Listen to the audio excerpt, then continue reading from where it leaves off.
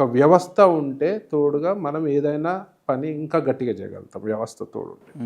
Last BRS గవర్నమెంట్లో నేను ఒక్కనే ఫైట్ చేద్దామని రకరకాలుగా ట్రై చేస్తే నన్ను తొక్కే ప్రయత్నాలు విశ్వ ప్రయత్నాలు చేసి మిమ్మల్ని ఎందుకు కిరాణా బీఆర్ఎస్ వాళ్ళు కేసులు వెపన్స్ కేసు ఎవడు పెట్టిండు హిందుత్వ రిలేటెడ్ ఎన్ని కేసులు పెట్టిరు గోరక్ష చేస్తుంటే ఏడబెట్టరు మీ మీద వెపన్స్ కేసు చూసుకోండి చత్రినాక పోలీస్ స్టేషన్ ఫోన్ చేసి కనుక్కో మా అడ్వకేట్ నంబర్ ఇస్తా ఏమేమి కేసులు పెట్టిరో ఒక సబ్మెరైన్కి ఉండాల్సిన టార్పోడోస్ ఉంటాయి కదా సబ్మెరైన్కి అట్లాంటి సెక్షన్లు పెట్టిరు వెపన్స్. ఏ వెపన్స్ ఉండే మీ దగ్గర వెపన్స్ ఏముండే మరి మా గన్మెన్ల దగ్గర ఉండే పిస్టల్ ఉండే అది కూడా లీగల్గా లైసెన్స్డ్ పిస్టల్స్ ఉండే. నా మీద ఎందుకు పెట్టాలి ఏవన్ నన్ను చేసి టార్గెట్ చేసి పెట్టిరు. డీసీపీ రాధాకృష్ణ నన్ను బెదిరించిండు. ఎందుకు మీరు ఎక్కడ కూడా పెద్దగా బీఆర్ఎస్ టార్గెట్ చేయలేదు కదా బీఆర్ఎస్ వాళ్ళకి నేను శివాజీ స్టాచ్యూ ఇష్యూ అయినప్పుడు గజ్వల్ పోవడం జరిగింది. ఎవ్వరు రాలే అప్పుడు నేను ఏ పార్టీలో లేను. అంటే ఒక సీఎం నియోజకవర్గానికి పోయి నువ్వు హల్చల్ చేస్తావా? సందీప్ అన్న కుర్రాడిపై దాడి జరిగింది. శివాజీ స్టాచ్యూపై మూత్రం పోసిన వాళ్ళని మన హిందూ సోదరులు కొడితే మా హిందూ సోదరులు అనాలా మన హిందూ సోదరులు అనాలా ఓకే మన హిందూ సోదరులు కొడితే దానికి వాళ్ళు దాడి చేసి నెత్తి వాళ్ళ కొట్టారు సందీప్ని. సో దాని గురించి పెద్ద రచ్చ అయితే నేను డెఫినెట్గా పరామర్శించడానికి పోయినా శివాజీ స్టాచ్యూ దగ్గర పోయి పాలాభిషేకం చేయడం. ఎందుకు చికోటి ప్రవీణ్ ఒక్కడే ఉన్నాడా నేను అడుగుతున్నా. చీకోటి ప్రవీణ్ ఒక్కడే ఉన్నాడా? అందరు ఇట్లా అనుకుంటేనే ప్రాబ్లం అవుతుంది.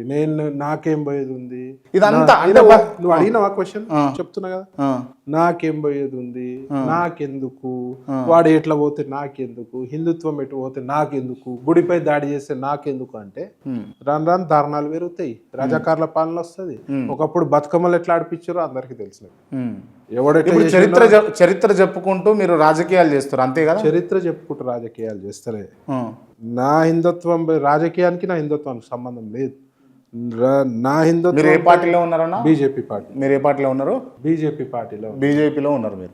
బీజేపీకి హిందుత్వానికి సంబంధం లేదా? డెఫినెట్గా ఉంటుంది. నా రాజకీయం చేసుడు గురించి చెప్తున్నా. నేను హిందుత్వం అడ్డు పెట్టుకుని రాజకీయం చేస్తలే. హిందుత్వం గురించి రాజకీయం చలో మీరు హిందుత్వ ఎజెండా మీద పనిచేశారు బిఫోర్ పార్టీ ఆఫ్టర్ పనిచేశారు. అప్పుడు మరి వేరే పార్టీ ఏదైనా చూసుకోపోయారు ఎందుకు బీజేపీలోకి పోయారు? సెక్యులర్ వీళ్ళంతా సెక్యులర్ పార్టీ. సెక్యులర్ ఉండొద్దా? సెక్యులర్ ఉండొచ్చు.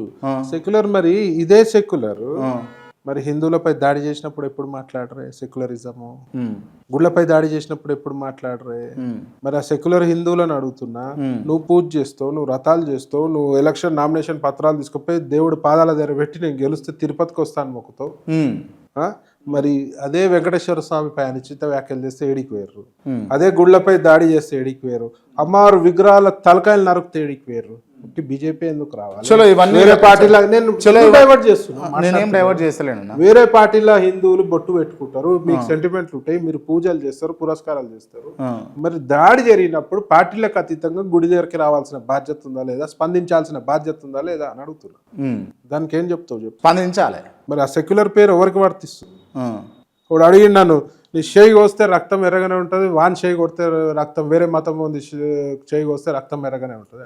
నేను చెప్పిన రక్తం ఎర్రగానే ఉంటుంది రాయన, కానీ డిఎన్ఏ ఫరక్ ఉంటుంది. డిఎన్ఏ ఫరక్ ఉంటుంది. హిందువులకు ఉన్న దాన గుణం, దయా గుణం, మంచి గుణం, హెల్ప్ చేసే గుణం, వేరేళ్ళ మనోభావాలు కించపరచొద్దు అనే విధంగా అన్లెస్ అండ్ అంటిల్ మా దగ్గరకు వస్తుంది. ఎవరికి ఉండదు. ఎంతసేపు మనం టార్గెట్ చేద్దామా, మత మార్పిడిలు చేద్దామా, మన దేవుళ్లపై అనుచిత వ్యాఖ్యలు చేద్దామా, దాడులను ప్రోత్సహిద్దామా, ప్రేరేపిద్దామా అనే దిశగానే ఉంటుంది.